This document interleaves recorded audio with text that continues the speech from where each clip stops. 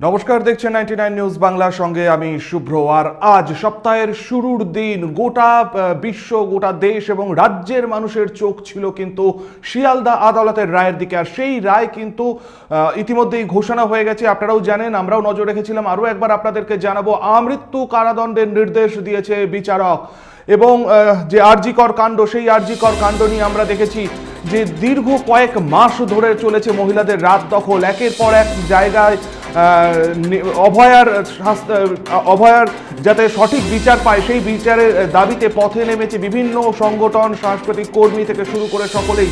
এবং সেই আরজিকর কাণ্ডে আমৃত্যু যাবজ্জীবন কারাবাস সঞ্জয় রায়ের বিরলের মধ্যে বিরলতম ঘটনা নয়, এমনটাই কিন্তু দাবি করেছেন বিচারপতি অনির্বাণ দাস। এই রায়ে খুশি নয় আইনজীবী মহল, খুশি নন মুখ্যমন্ত্রী এবং সিবিআইয়ের ভূমিকা নিয়ে প্রশ্ন তুলেছেন মুখ্যমন্ত্রী মমতা বন্দ্যোপাধ্যায়।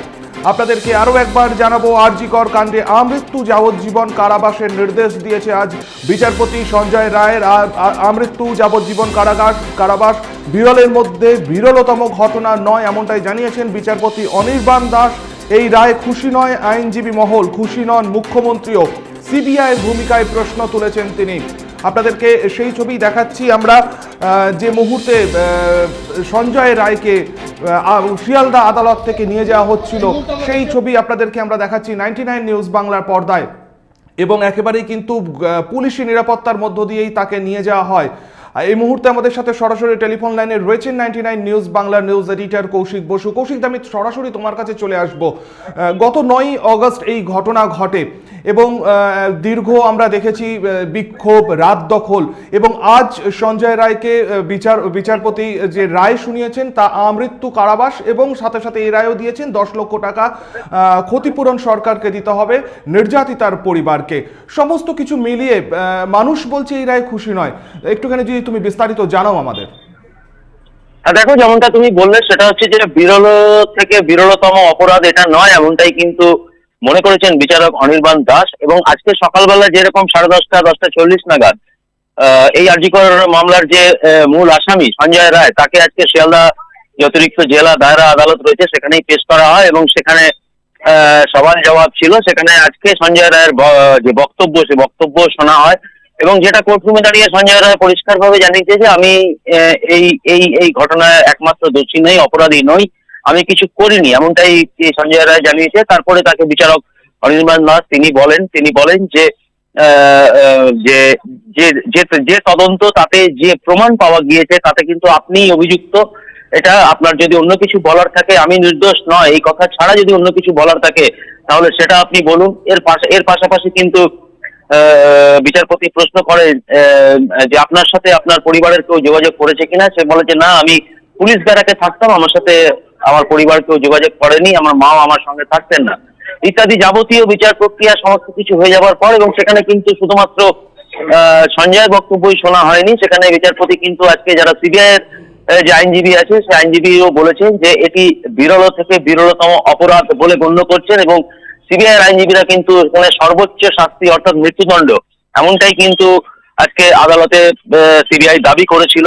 এর পাশাপাশি যেটা সঞ্জয় রায়ের যে 2 মহিলা আইনজীবী ছিলেন, তারা কিন্তু তাদের যুক্তির সপক্ষে এটা খাড়া করেছিলেন যে এটি বিরলতম নয় এবং সঞ্জয় রায়কে সর্বোচ্চ মৃত্যুদণ্ড শাস্তি যেন দেওয়া না হয়।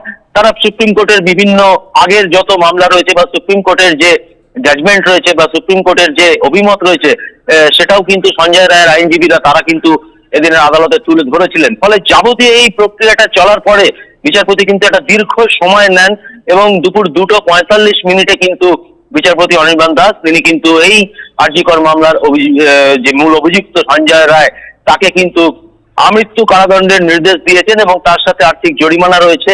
এবং আর্থিক জরিমানা স্টেট গভর্নমেন্টকেও করা হয়েছে যে মৃতার যে পরিবার তাদেরকেও আর্থিক মানে টাকা দেওয়া হোক ইত্যাদি পুরো বিষয়টা।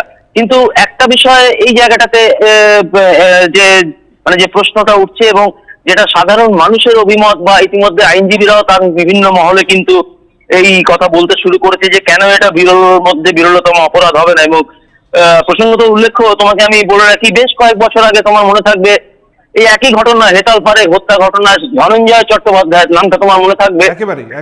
তিনি একদমই সেই সেই একই ঘটনায় কিন্তু ফাঁসি হয়েছিল ধনঞ্জয় চট্টোপাধ্যায়।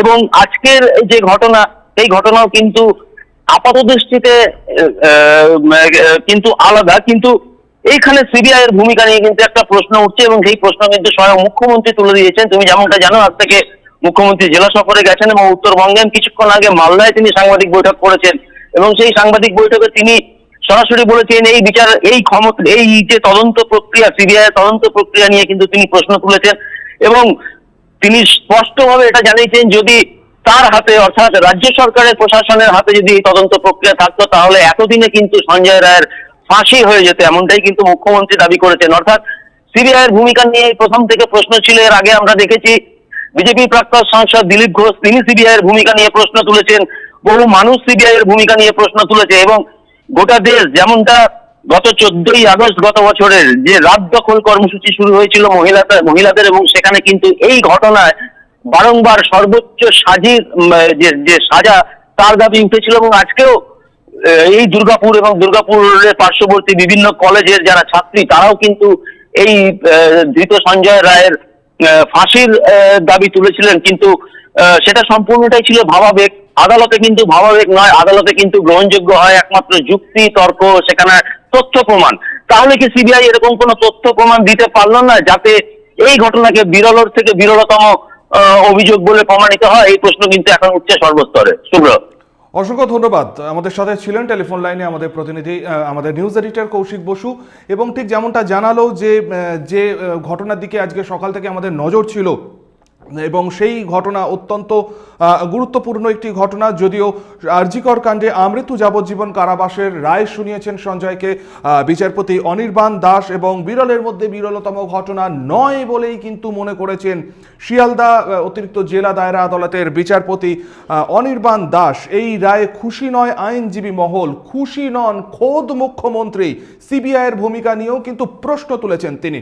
এবং আপনারাও জানেন যে গত 18ই জানুয়ারি কিন্তু দোষী সাব্যস্ত করা হয় একমাত্র আরজিকর কাণ্ডের ধৃত সঞ্জয় রায়কে। বিএনএসএ 64, 66 এবং 103 উপধারা 1 কিন্তু তাকে দোষী সাব্যস্ত করা হয়েছিল এবং আজ কিন্তু সেই রায় ঘোষণা হয়েছে। আরজিকর কাণ্ডে আমৃত্যু যাবজ্জীবন কারাবাস সঞ্জয় রায়ের, পাশাপাশি নির্যাতিতার পরিবারকে 10 লক্ষ টাকার জরিমানা দিতে হবে, মাফ করবেন, ক্ষতিপূরণ দিতে হবে রাজ্য সরকারকে, এমনটাও কিন্তু জানিয়েছেন বিচারপতি। এই আরজিকর কাণ্ড নিয়ে কিন্তু মুখ খুলেছেন বিভিন্ন বিচারপতিরাও, যদিও এই রায় কিন্তু বিচারক মহলও যে একেবারে সন্তুষ্ট সেটা কিন্তু নয়। কি বলছেন বিচারপতিরা শোনাবো। আইনের প্রক্রিয়া এরকমই আছে, যেটা বাকি নেতাদেরকে আড়াল করার জন্য এই জিনিসটা হয়েছে, আর যারা মেন দোষী তাদেরকে আড়াল করার জন্য হয়েছে। যেমন ধনঞ্জয় চ্যাটার্জিকে করেছিল বামফ্রন্টের আমলে। এটা কিন্তু ধনঞ্জয় চ্যাটার্জিটা আমরা টিভি দেখতে দেখতে খুব দুঃখ পেয়েছি যে ধনঞ্জয় চ্যাটার্জি আমার বাঁকুড়ার লোক, সেই ছেলেটি যে কি কষ্ট পেয়েছে ওই যাবজ্জীবনে বা ফাঁসির, সেটার জন্য একে মুর্গা বানিয়েছে। আবার কি এর বেশি আর কি বলা যাবে? এটা তো সবাই জানে। তাহলে ফাঁসি হলো না, এখন ওগুলো ও যে সবাইকে নাম বলে দেবে, ও সবাইকার নামগুলো বলে দেবে। এবারে ও তো বলেছে এর আগের কেসের ডেটগুলো তো বলেইছে যে এর পেছনে আরও লোক আছে, আমাকে সবাই মিলে চাপ দিচ্ছে। কে চাপ দিচ্ছে সেই নামগুলো বলে দেখ, তাহলেই তো এটা আইনটা ক্লিয়ার হবে। এবং আরও সব বাকি যে আরজিকরের মতন যে ঘটনাটা ঘটেছে আর নেক্সট আর এটা হবে না, এটা তো হচ্ছে না। আমরা সবাই বলছি, আমরা আইনের লোকরা বলছি, সবাই একই কথাই বলছি, রায় ঠিক হয়নি, কারোরই মনোপুত না, আইনজীবীদের মনোপুত নয়। তথ্য আরও ক্লিয়ার হোক, আমরা এটাই চাইছি।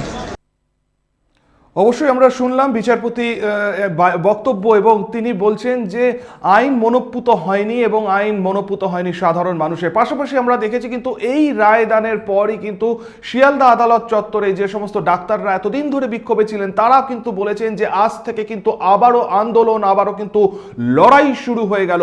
কারণ একা সঞ্জয় নয়, পরোক্ষ প্রত্যক্ষভাবে আরজিকর কাণ্ডের সাথে কিন্তু যুক্ত রয়েছেন আরও অনেকে। দাবি করছেন কারা? না ডাক্তাররা, জুনিয়র ডাক্তার যারা এতদিন ধরে অভয়াকে নিয়ে মঞ্চ তৈরি করেছেন, তারা দাবি করছেন এই ঘটনার সাথে কিন্তু আরো অনেকে যুক্ত রয়েছে।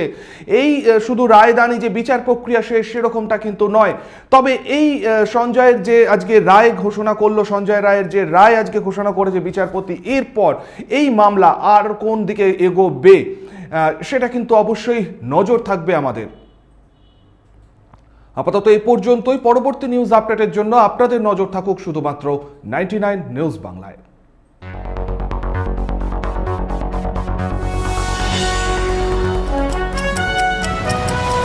আপনারা দেখছেন 99 নিউজ বাংলা। বদলাবো আমরা।